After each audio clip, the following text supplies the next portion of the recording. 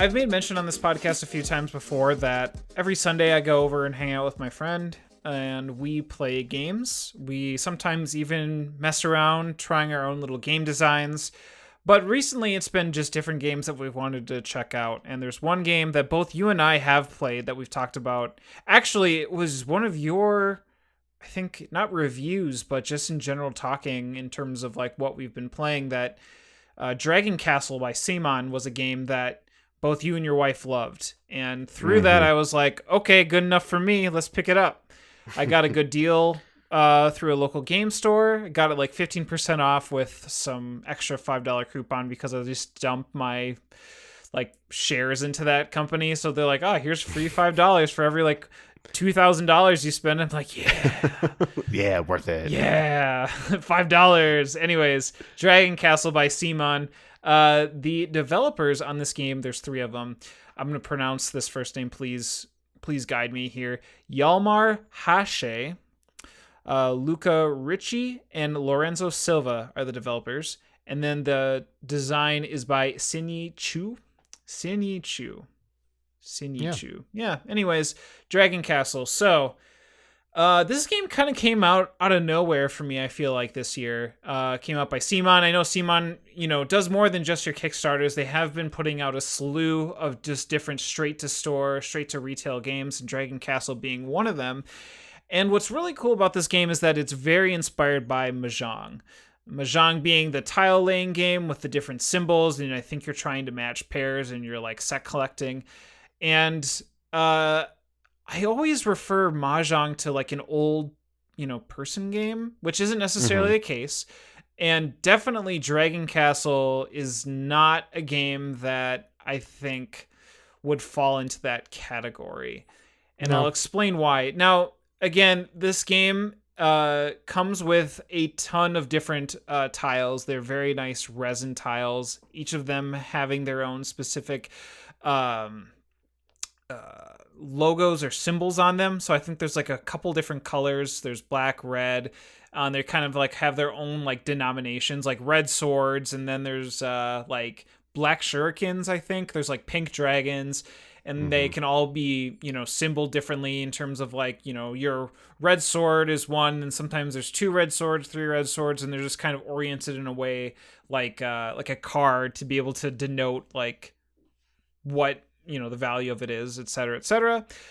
So you and everybody at the table brings out a mat, and the mat kind of tells you how many tiles you need to put on per specific like row or column. So it'll say either 1, 2, or 3, and I don't think it goes up higher than 3 tiles in a tower. And you place them face up so the symbols are showing up, and the game begins. You also have a player tableau, with a bunch of different plastic black roofs that you'll eventually obtain throughout the game. And play goes by very quickly. You do one of 4 different actions. So one action is being able to take 2 identical tiles with the long side free. So one long side has to be free. If one long side is basically not covered, or it's in the middle or what have you, like you can't pick it up. Which I don't know of whether or not that pertains to regular Mahjong rules or not. I think it's a little bit different. Can you say anything towards that? Yeah, I think it's the same as the computer Mahjong. Now to help clarify here, there are 2 kind of styles of playing Mahjong, where on the computer it was that tile matching, but there's also playing like a physical copy where you have 4 walls of Mahjong tiles and you're trying to make groups of matches of either similar color or icon, something like that, right. And you're playing tiles in the middle. But this is more aligned with the one on the computer. And yes, I believe it is. The long side has to be free or open in order for it to be available to be taken. Right. So yeah, again, going back, actions to take, 1 action per player. You can take 2 identical tiles as long as one side is free. You can take any one tile, still with all previous rules, with the long side being free in play. And you can take a roof. You can discard 1 tile and take 1 point, or you can take a dragon like token and get 2 points. And that's it. That's the entire game. Now, as far as actions go, there's a few things that happen after you take tiles, which I'll explain here. With the player tableau that you have, It looks very similar to the game board that you put out and stack all the tiles on. But what you're doing is you're taking the tiles that you take from the main game board and you're putting it on your own tableau face up. And whenever you accumulate a row of 4, so whether it's as long as 4 are touching, like either long ways or vertical or horizontal, what ends up happening is it triggers the scoring for those tiles. You flip them over, and you can put a roof on them if you want. And what allows then to happen now is you're able to go ahead and place tiles on top of those. So you're kind of creating your own towers of tiles as the game progresses. And the game's going to end when all the dragon tokens that are put on the board, depending on the amount of players that you're playing, are taken. And then you score up points, and whoever has the most point wins. So Dragon Castle, when we played it, was one of those games where once we finished it, we immediately went back, put all the tiles in the middle, and restarted again. And that does not happen all that often. Mm-hmm. This game is very easy to teach. It's very easy to play. It just has the design, the manufacturing, the quality, I think is, for the price, is really well done. Oh, I agree. I was actually shocked with the price of this game for what you're getting. Yeah, it's like, was it 40 or 50 $40 bucks? Yeah, but it's like high quality components and a lot of them. Absolutely. It's very soothing too. This game was very relaxing to us. Absolutely. I would completely agree with that as well. My wife and I played this a couple weeks ago. We played a few times since then. And it's just that idea of just kind of hanging out, not a lot of pressure. My wife has history with Mahjong, with the physical one with the 4 walls. Her family plays that all growing up. It's a 4-player game, and they have like multiple sets. We have a set from Chinatown in New York. Like, it's just a game all of us really enjoy. And so I knew that would kind of help my wife enjoy this game as well. But we just instantly fell in love with this. The games, and so I've only played 2 players, but the games have been close. Mm-hmm. Like, I beat her once.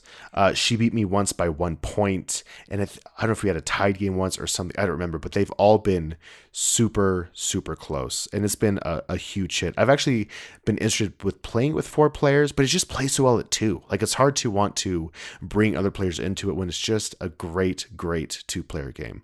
Yeah, 3 players felt good. 4 players, I think, might get a little bit, not cutthroaty, but it definitely would get difficult as far as being able to be like, you're having your eye on one of those tiles and you're like, please, please, please, please, please, please, please. And they end up taking it because just 3 other people might have the same idea.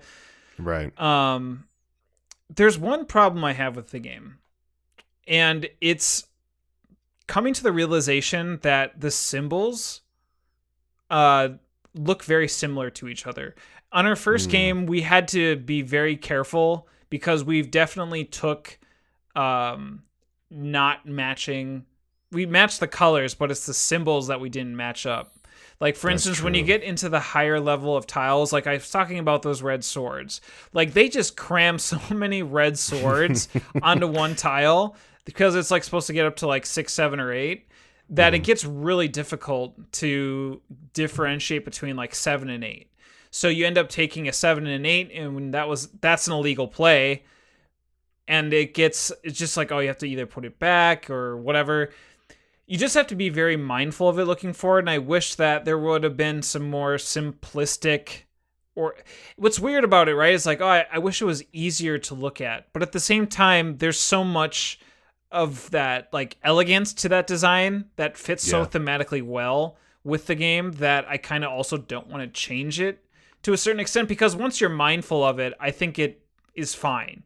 But at the beginning of the game, you really have to, I think, show players, be like, this looks really close, but it's not the same thing. Don't pick it up. Like, you just have to really be, I guess, on guard with that. And I don't know. It's strange, but it doesn't kill the game, but it definitely is a negative point to it in terms of making it easy to understand.